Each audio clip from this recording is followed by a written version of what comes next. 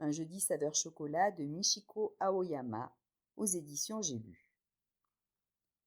Extrait choisi. Chapitre 9.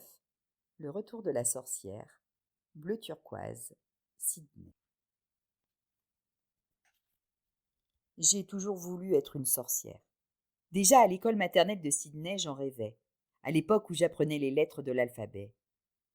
J'ignorais par quel moyen y parvenir et personne ne m'avait expliqué la marche à suivre. Mais j'étais convaincue d'atteindre mon but. J'estimais qu'un peu d'entraînement me suffirait pour voler sur un balai et déplacer les objets d'un coup de baguette magique. Mais ce qui me fascinait par-dessus tout était la préparation des potions. Seule, dans ma chambre obscure, je broyais des fleurs sauvages, des fruits à coque et des baies, puis je les mélangeais à ma guise, rêvassant aux effets possibles.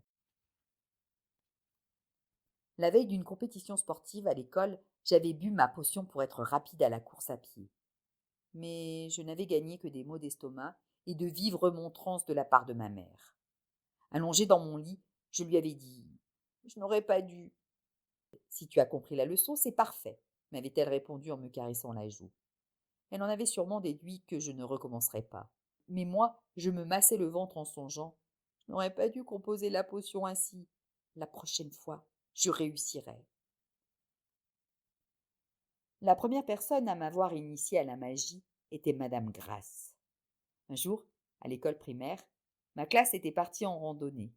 Ayant étudié les plantes à l'université, Madame Grasse nous avait accompagnés pour cette activité extrascolaire.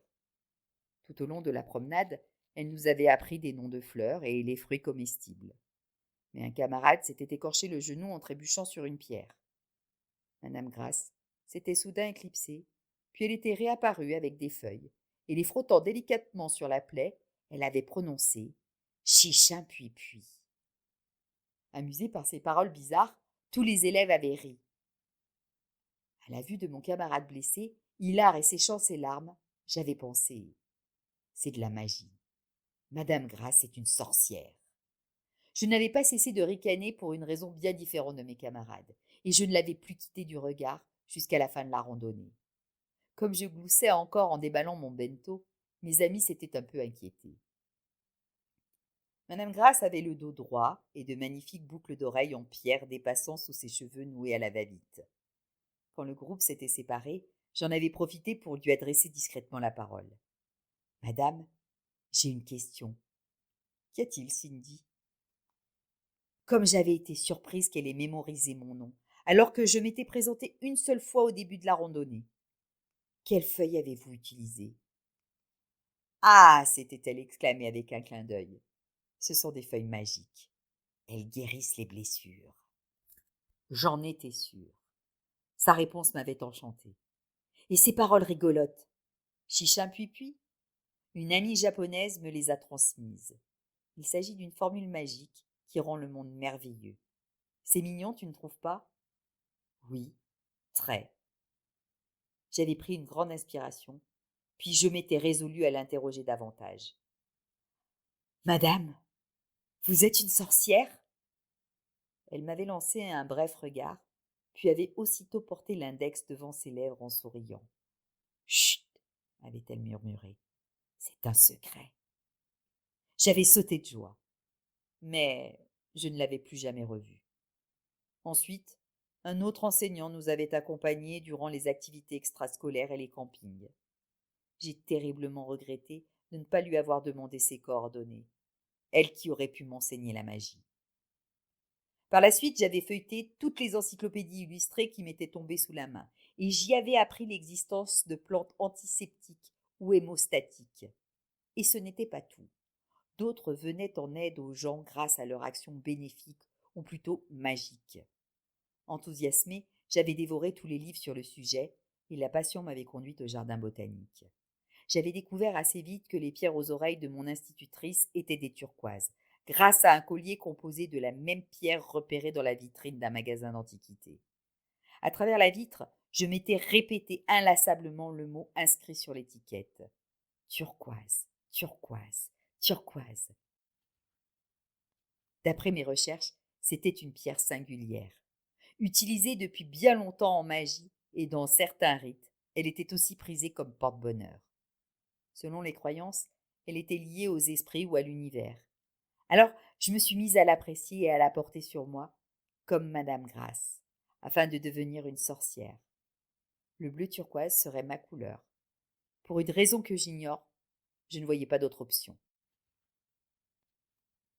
Au lycée, une japonaise était venue passer un an dans ma classe à Sydney.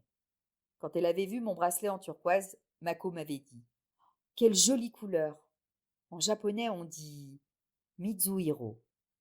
Sur son cahier, elle avait noté ce mot et m'avait expliqué que Mizu signifiait eau et hiro couleur. Mizuhiro, la couleur de l'eau. D'ailleurs, en langue anglaise, il existe le synonyme aqua blue, dans la transparence de l'eau. Dans les pays anglophones, comme au Japon, nous voyons naturellement la couleur du mystère. Tu connais l'expression Shishin Pui? À cette question, Mako avait ri avec bonne humeur. Tous les Japonais connaissent cette puissante formule magique. Dans ce cas, tous étaient sorciers. À mesure que j'approfondissais mes connaissances sur les végétaux, j'étais arrivée à l'aromathérapie. Même des manuels officiels relataient qu'en Europe, au Moyen Âge, les femmes étaient traquées car considérées comme des sorcières pour avoir employé des plantes médicinales et aromatiques. Je m'étais plongée dans cette triste histoire. La magie avait valu la persécution à mes aînés. Je devais en perpétuer la tradition en bonne et due forme. À la fin du lycée, j'avais suivi une formation et travaillé comme instructrice dans un institut d'aromathérapie. Transmettre les vertus des plantes à des élèves aussi passionnés que moi était un pur bonheur.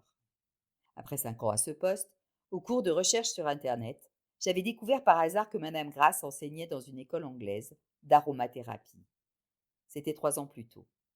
Depuis la randonnée, je ne possédais pour indice qu'une vieille photo et son nom. Mais j'étais sûre que c'était elle.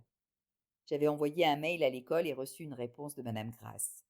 Elle me proposait de la rejoindre en Angleterre si j'étais intéressée. Alors, j'avais démissionné et pris la décision de partir. Mon unique remords étaient les sentiments que j'éprouvais pour Ralph, mon voisin. Ce petit homme ventru et presque chauve, âgé de 15 ans de plus que moi, travaillait dans une banque. Il semblait complexé par son physique, mais moi je le trouvais charmant. Son corps était une boule d'amour. Cela se reflétait dans son sourire et le seul fait de le voir m'apaisait. Depuis la rue, je distinguais sur son balcon les jolies fleurs dont il s'occupait avec ferveur. À l'heure du dîner, il cuisinait toujours, en dépit de sa solitude, et ses préparations émettaient d'agréables effluves. C'était le genre d'homme à accompagner une vieille dame égarée jusqu'à sa destination en lui racontant des blagues. Je ne m'étais pas déclarée, même si mes sentiments étaient si forts que je n'imaginais pas qu'une autre femme me le prenne. Je ne lui avais pas non plus annoncé mon départ, parce que j'ignorais quand je reviendrais. Alors, je lui avais jeté un sort. Juste avant de partir, j'avais élaboré un filtre d'amour dont j'étudiais la recette depuis quelque temps.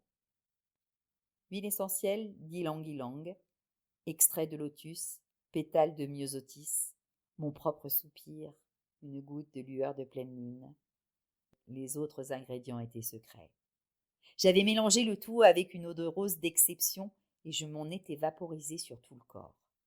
Puis un matin, j'avais attendu Ralph devant son appartement, faisant passer notre rencontre pour une coïncidence, et j'avais fait en sorte qu'il me suive jusqu'à l'arrêt de bus. Quelle est ta couleur préférée?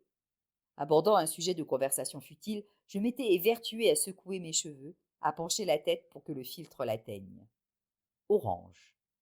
Sa réponse, aussi adorable que lui, m'avait charmée, et brusquement, comme dans une bande-annonce, il m'était apparu affublé d'un tablier orange préparant joyeusement des sandwichs. Après quelques secondes, l'image avait disparu, mais j'ai su que, un jour ou l'autre, cet employé de banque tiendrait une sandwicherie. C'était la première fois que je vivais cela, mais je n'avais pas été étonnée. Je savais au fond de moi que nous sommes tous capables de développer ce genre de pouvoir lorsque nous sommes réellement amoureux. À mon retour, je partirai à la recherche d'une sandwicherie orange. Attends-moi, Ralph. Au moment de la séparation, je l'ai appelé Monsieur Orange, pour emprisonner le futur que j'avais visualisé. Et tandis que je montais dans le bus, je l'ai verrouillé en cachette avec la formule magique Chichin puis. En Angleterre, j'avais revu Madame Grasse et étudié l'aromathérapie à ses côtés. Elle se souvenait très bien de moi et m'avait appris beaucoup de choses, à l'école comme dans la sphère privée. Je lui avais prêté main forte en l'assistant en tant que bénévole dans des centres de soins et durant des actions de protection de la forêt. J'en avais profité pour me montrer attentive aux liens et à l'entraide entre les humains, la nature, les êtres vivants. En réalité, tous les organismes étaient connectés les uns aux autres. Le savoir, y réfléchir, y être sensible, avoir de l'espoir et passer à l'action était essentiel à l'acquisition des pouvoirs de Madame Grasse. À présent, tu es une sorcière, Cindy, m'avait-elle dit en pouffant de rire à l'obtention de mon certificat de fin de formation. Cette magie qui rendait le monde merveilleux, je l'appliquais à de multiples domaines. Redonner leur sourire aux malades, ôter les armes à un cœur noirci par la haine et le serrer dans mes bras, offrir de beaux rêves à des insomniaques. Maintenant que mon apprentissage en Angleterre était terminé, je commencerai une nouvelle vie à Sydney. J'égayerai le monde grâce à la turquoise, à l'aromathérapie, à Chichimpui, aux côtés de mon merveilleux petit ami, au tablier aussi orange que le soleil.